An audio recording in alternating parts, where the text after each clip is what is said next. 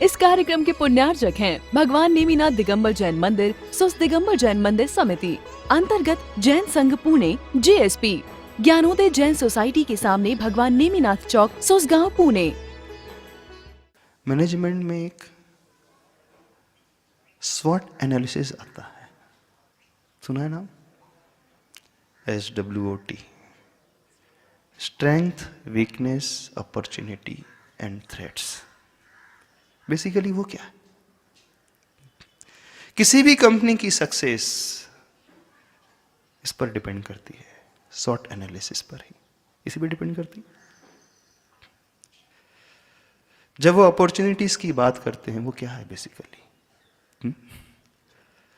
जब भी कोई कंपनी अपॉर्चुनिटीज के बारे में सोचती है, फ्यूचर के ही बारे में तो सोच रही है।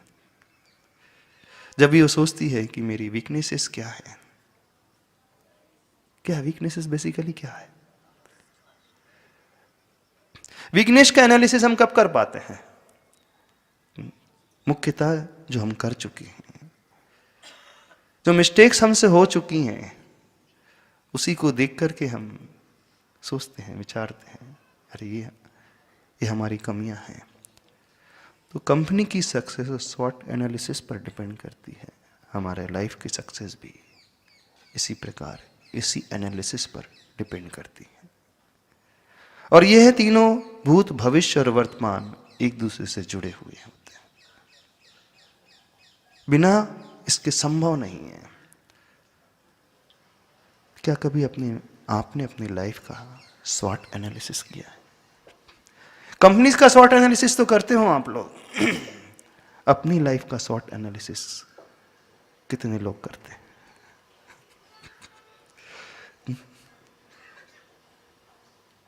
कभी सोचा? नहीं सोचा?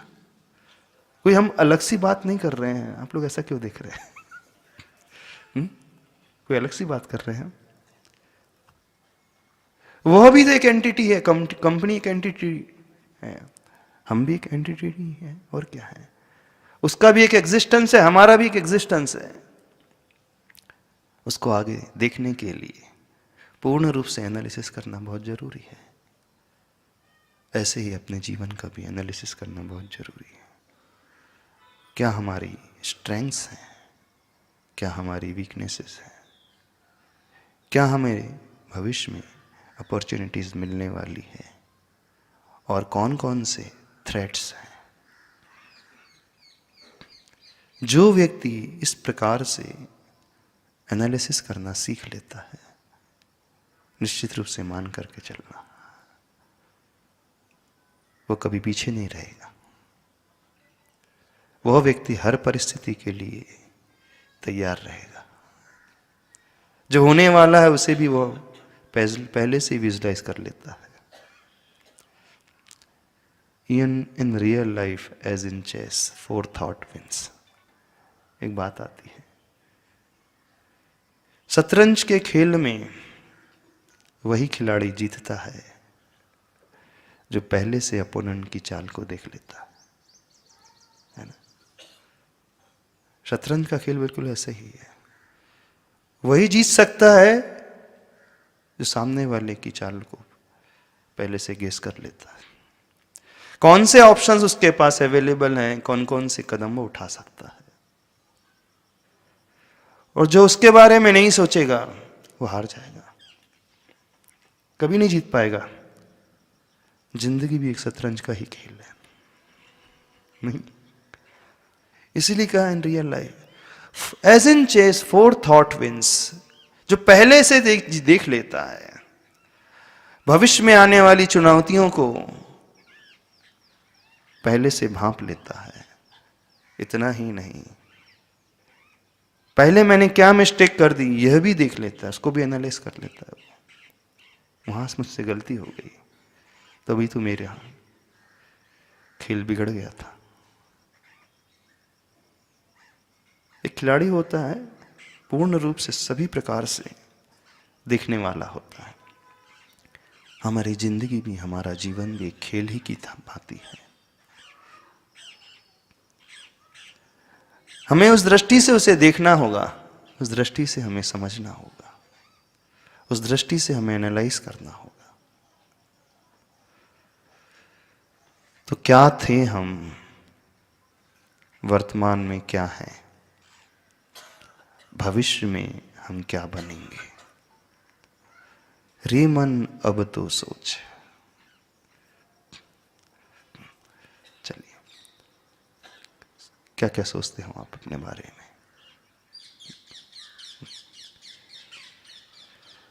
जिंदगी के किन किन मोड़ों में आपने गलतियां की और हर जगह लगाना उसे, अपने बिजनेस में भी, अपने रिलेशनशिप में भी, अपनी फैमिली में भी और अपनी पर्सनल लाइफ में भी।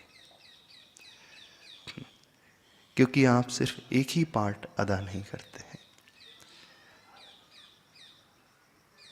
एक ही दिन में आप कई रोल अदा करते हैं। जब आप घर में होते हैं तब आप अलग भूमिका में होते हैं, जब ऑफिस में होते हैं आपका रोल अलग होता है, मंदिर में आ जाते हो आप अलग ही पार्ट को निभाते हो, और सोसाइटी में लोगों के साथ रहते हो, एक अलग भूमिका आपकी हो जाती है कि नहीं? एक ही तो नहीं रहते, एक ही पात्र नहीं रहते आप कभी भी। कोई भी व्यक्ति एक ही पात्रता को कभी नहीं निभाता, हर कदम पे वो अलग अलग भूमिका का निर्वाह करता है।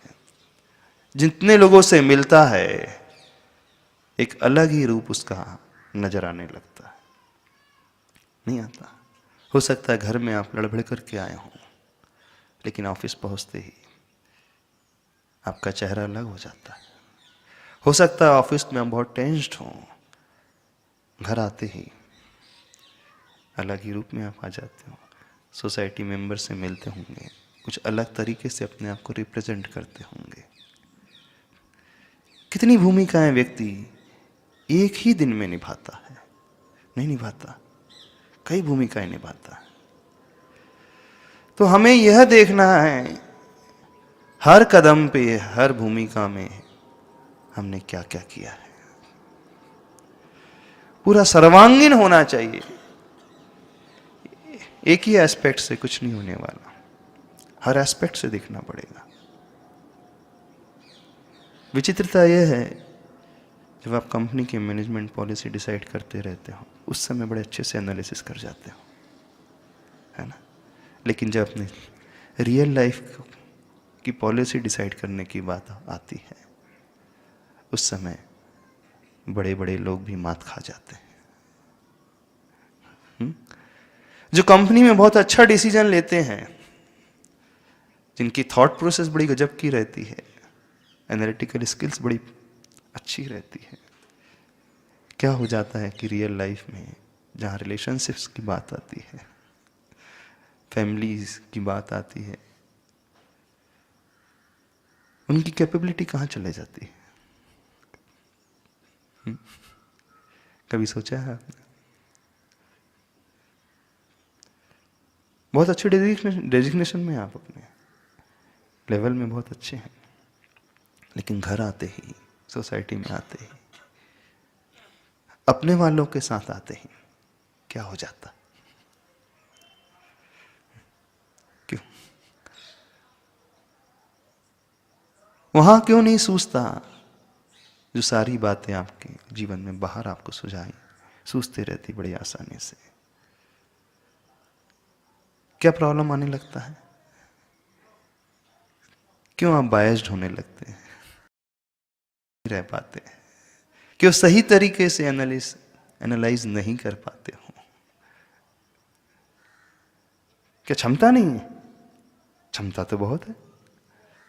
कोई व्यक्ति यदि एक क्षेत्र में, एक फील्ड में बहुत अच्छे से कार्य कर सकता है, इसका मतलब है कैपेबिलिटी इसके भीतर तो है। जब हम एक फ्रंट में अच्छे से कर सकते हैं तो दूसरे फ्रंट में भी कर सकते हैं, नहीं कर सकते? वहां क्यों वो असफल हो जाता है? दुनिया के क्षेत्र में सफलता पाने वाले अपने घर के क्षेत्र में क्यों असफल हो जाते हैं? बिजनेस में जो सफलता के झंडे गाड़ने वाले, लाखों को मैनेज करने वाले, 4 को मैनेज क्यों नहीं कर पाते? क्या हो जाता है? बात समझ में आ रही है हमारी? नहीं समझ में आ रही? हम क्या कह रहे हैं?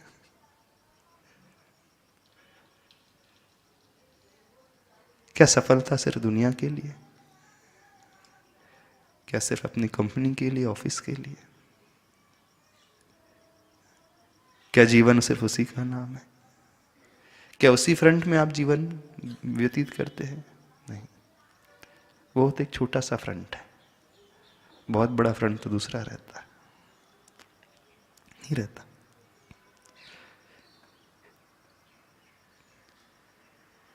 कहां प्रॉब्लम आ रहे हैं लाइफ में आपके? क्यों मैनेज नहीं कर पा रहे हो अपने आप को? कहां पीछे रह जा रहे हो? ऐसी कौन सी परिस्थितियां हैं जो आपको आगे नहीं बढ़ने दे रही, सही निर्णय नहीं लेने दे पाती हैं, पीछे ढकेल देती है?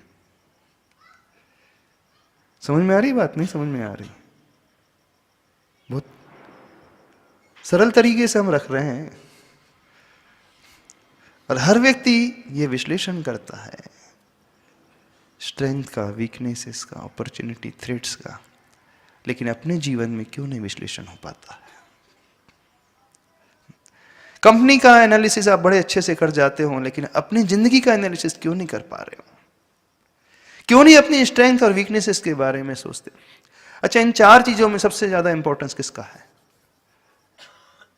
बता सकते हो? हाँ? स्ट्रेंथ का कि वीकनेसेस का? वीकनेसेस का। हाँ, बिल्कुल सही है। वैसे देखा जाए तो हर एक का इंपॉर्टेंस है, लेकिन वीकनेस एक ऐसा फैक्टर है जिसे हम सबसे ज्यादा निग्लेक्ट कर जाते हैं।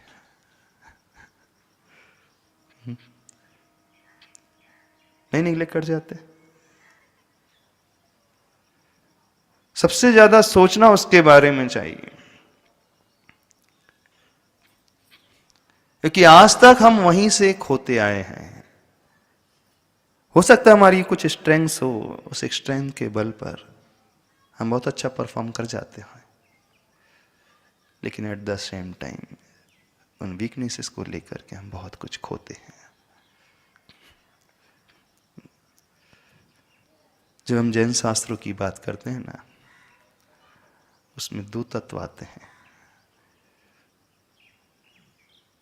एक आश्रव तत्व आता है, एक संवर तत्व आता है।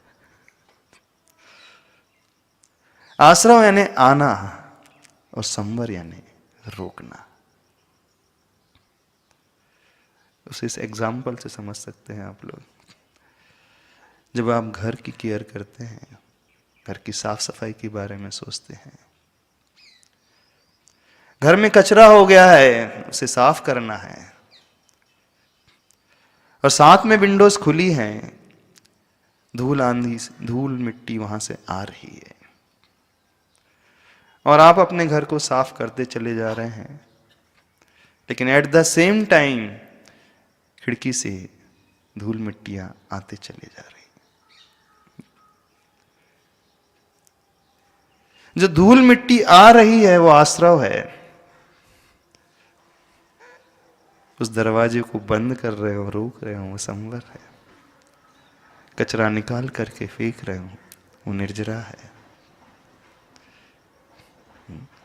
और साफ हो जाना, क्लियरिटी आ जाना, मुक्ति है, मोक्ष है। हर व्यक्ति चिंता करता है, हर व्यक्ति सोचता है घर साफ होना चाहिए, लेकिन जितनी मेहनत साफ सफाई के लिए की जा रही है, थोड़ा ये भी तो देखना है कि लूपहोल्स कौन से, कचरा कहां से प्रवेश कर रहा है, यह भी तो देखना जरूरी है। नहीं जरूरी? एक एग्जाम्पल और आता है शास्त्रों में, नाव है, उस नाव में छिद्र हो चुका है, नदी में है, नाव में पानी भर रहा है धीरे धीरे, और एक व्यक्ति नाव के पानी को खाली करते चला जा रहा है। उसे चिंता है नाव डूब ना जाए, इस कारण बहुत अलर्ट है, खाली करते चलो भाई।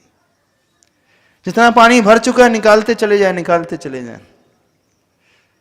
ठीक है, बहुत जरूरी है खाली करना। यदि नाव भर जाएगी पानी से तो तुरंत डूब जाएगी, लेकिन उससे ज्यादा जरूरी है उस छिद्र को बंद करना जहां से पानी आ रहा है।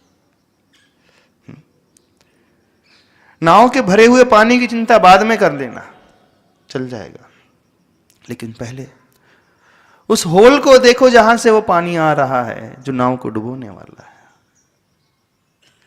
और छिद्र को बंद करना ही संवर तत्व कहा जाता है। रोक दो।